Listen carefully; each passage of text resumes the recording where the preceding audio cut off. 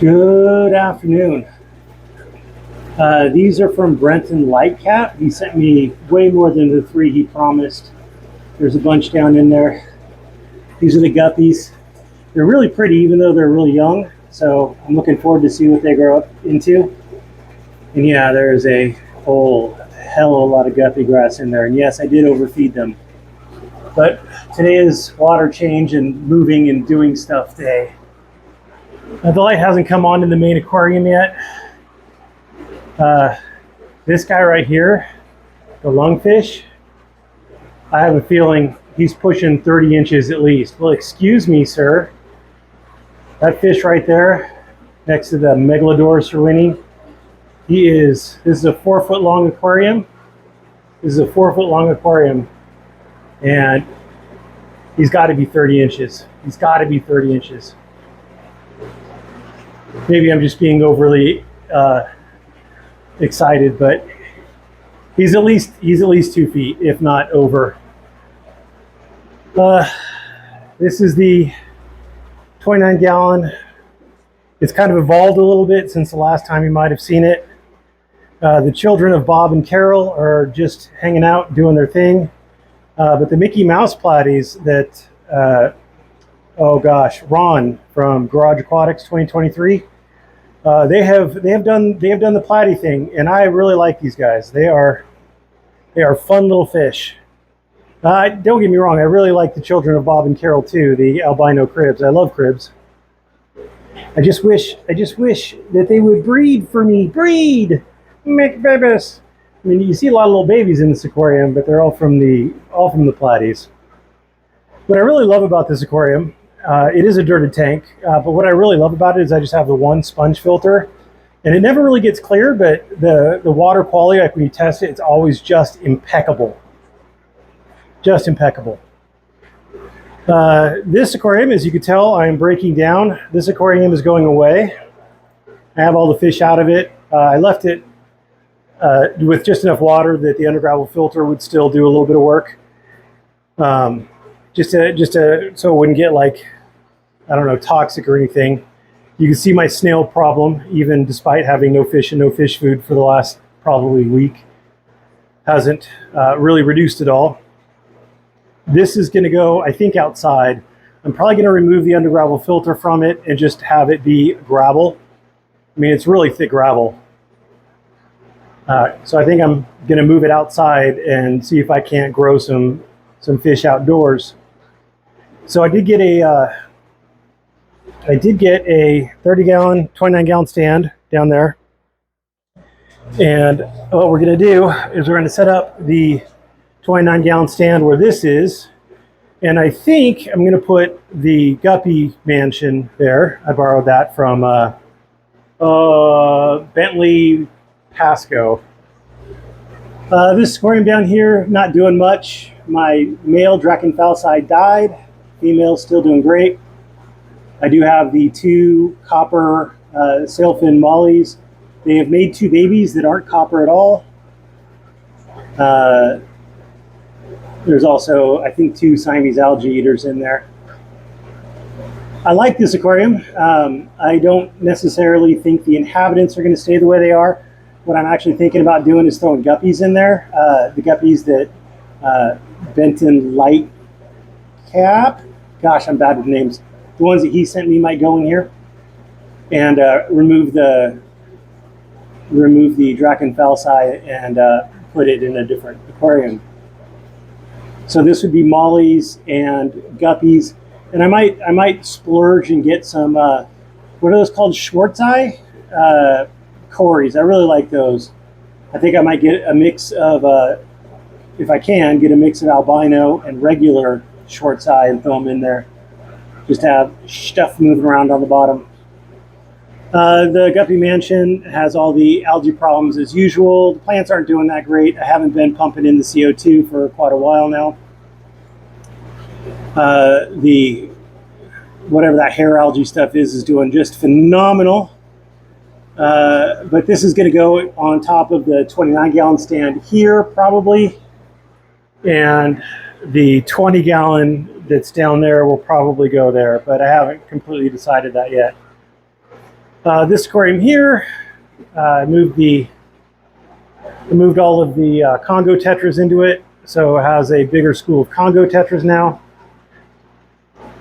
I love that leucistic, what do they call those? God, I'm bad with names. Poly, I think? Whatever. So I have some short-bodied jewel cichlids that I think I'm going to throw in here, and I also think I'm going to put the FX6 that I just got on this aquarium. The water in here is always kind of cloudy. I just have the 3 sponge filters on it, and it just never seems to get clear. So I think this bad boy is going to get a FX6. I also could change out the sponges on the 2 Aquarium Co-op sponge filters. They're the coarse ones, and maybe fine ones would help, but I'm not entirely sure. So these are my Variatis Platies. I love these. They're beautiful. They've bred in here. They made more babies. I'm very happy. I really like the way this aquarium looks too. I just wish I could turn it sideways, so that might happen. The pineapple swords haven't done squat. They made 1 baby once, which grew up and survived, but I haven't seen any since. And this aquarium doesn't look nearly as good. But see how clear this one is and how clear this one is? This is allegedly my shrimp 10-gallon tank. I put a whole bunch of red cherry shrimp in here, and I haven't seen any for maybe a month, 2 months, a long time. But I do have a lot of snails. I did put, you can see some assassin snail shells in there, and you can see some assassin snail shells in here. I put like 6 in each aquarium, and all the assassin snails died. All the pond snails and just regular pest snails have just done amazing, just amazing, but not the assassin snails. Go figure. The 300-gallon is doing what the 300-gallon does. I do have 2 FX6s on here now. It is staying pretty clear. The fish are big and happy.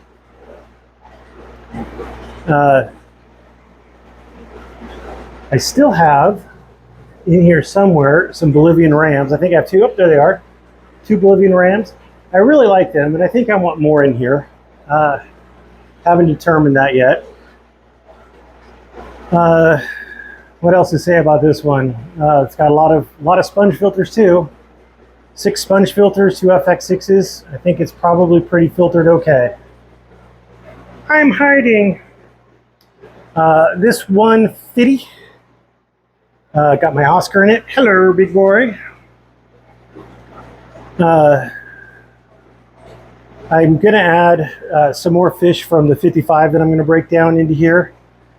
Some catfish and bikers, Bashirs, and I may take the Oscar and throw him in the 600-gallon tank. Not throw, place gently him into the 600-gallon tank. Because he's getting bigger to the point where he might start thinking that some of the smaller fish, like these polar parrots, might be food. So maybe we'll throw him in the 600-gallon aquarium. This one is just the under-gravel filter plate with 4 uplift tubes running and 2 of the Aquarium Co-op sponge filters, and the water in here stays very nice, especially considering the fish load. In here, this is the 55. It's finally cleared up. It's still a lot of algae problems. You see there's the, what is that, the blue-green algae. There's puffs of this algae. This was full of dwarf sage, and all of it died. Don't know why. All of it just died. One day, all of it died.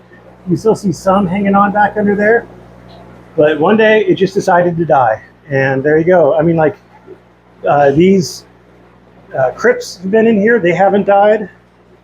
This crypt in here has been in here. It hasn't died. But all of the dwarf sage just up and died. So I am probably going to break this one down. The short body jewel cichlids are probably going to go in the 150 that has the Africans in it, the Demasoni. I've got a bunch of snails that have hair algae growing off of them. They'll stay in here. I think I'm going to put this outside on a side of the building that's kind of north and slightly west facing. So it gets a little bit of sun, but not a whole lot. And thinking about throwing some fish in there over the remainder of the summer to see what happens and see what grows. But I'll probably remove all the plants and just have like guppy grass in there or something. Maybe some other fast-growing stem plant that can deal with the light. Down here are the shellies. They've made more. I've been feeding a lot of that magic nano fish food, and it's really helped their numbers pop up. I mean, you can just see how many of them are over here. Well, maybe you can't because it might not film well. But there's a whole bunch of them in here now. They've really, with that magic nano fish feed, the babies survive super well. So I'm very happy with it. That's a really good product. I recommend it. I mean, what do I know? I don't know jack from squat, but I do know that I started throwing that in here instead of really fine fish flake, really fine crumbled fish flake, and I got a lot more babies. So I got a project going on. I've got the sump down here with the 150-gallon aquarium that I use as a sump for this. I've got the two pressure pond canister filters.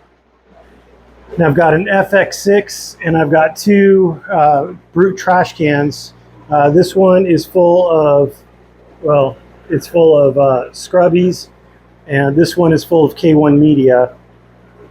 So I'm thinking about once I get the 55 out of the way, I'm thinking about running the waste through this wall into this room. And I've got 4 of these cans. I just have one in the garage. And what I'm going to do is I'm going to have it come in down over through here, go into this. In here, there'll be a pipe elbow coming up to set the water level where I want it. So the first one will be a settling chamber. It'll come out here and then go in on this side. And then you can see I've got an egg crate in there with the piping coming through. I'm going to fill this up with starting with a really coarse rock to lava rock to finer like pea gravel. And then it's going to come out here. It's going to go down into the one that has the scrubbies. And then it's going to go down in here. This is going to be the K1, and it's going to come out here. I'm going to have the 150-gallon aquarium here. I know it's a small room. It used to be where I would clean guns and stuff, but I'm repurposing it. So then I think I'll have the two, I mean, it's going to be tight, but I'll have like the two canisters either in here, or I'll have the piping run back out through there, and I'll have the two canisters over here. I'm not entirely sure where they're going to be. And then obviously back up into the 600-gallon aquarium. So that's, well, the lights came on for the big tank. So that's where we're at. I did add another light, just a cheapy shop light, because it was so dark at the back. You couldn't see the mass of bikers back there. You could never see the plecos that are sitting on the back wall. There's one pleco there, and there's another pleco back there. I think I have more. Some still hide back in this corner back here. I don't see one, but it's really hard to see. It's so dark back there. But yeah, I think actually in this aquarium, most of the fish have stopped growing. I'm not sure about the lungfish, but they've all been pretty stable in size for months now. The Bashirs don't seem to be growing more. Oh, look at that bad boy right there. That's a pretty biker. The Adonis pleco hasn't really been growing, at least not noticeably. The Megalodorus or Winnie have kind of tapped out on their size. The Pimelotus, the flagtail Pimelotus, I think they call it, has topped out. This guy is topped out. That guy's topped out. The Starry Night Cichlid is topped out. My only concern putting the Oscar in here is this pike and or this Starry Night Cichlid might be a little aggressive, but I think with all the, I'm going to call them dither fish, the bala sharks and the tinfoil barbs, I think with all of that going on, we might be good. But I'll have an emergency plan as a backup. So anyway, I got a lot of work for me ahead of me. I'm sweating like a pig. It's like 100 degrees out. I spent all morning working on irrigation. So I don't know exactly how much I'm going to do today, but I might putter a little bit. And the sad thing is I do have an AC unit in here. But last year, even with solar panels, last year running AC, running the two, what are those, dehumidifiers, and then all the lights and pumps and everything like that, I had like a $5,000 electric bill true up. And that's with paying a couple $100 a month. So I decided that I should maybe take it a little bit easier and not run the AC, not run the dehumidifiers. Just keep the door open. I got one of those magnetic fly screens to keep out the flies, so it's tolerable. But I tell you what, during the day, if it's 100 degrees outside, it's 100 degrees and humid in here. So no fun, no bueno. Anyway, that's all I got for you today. Thanks for watching. I appreciate you stopping by. Have a great day.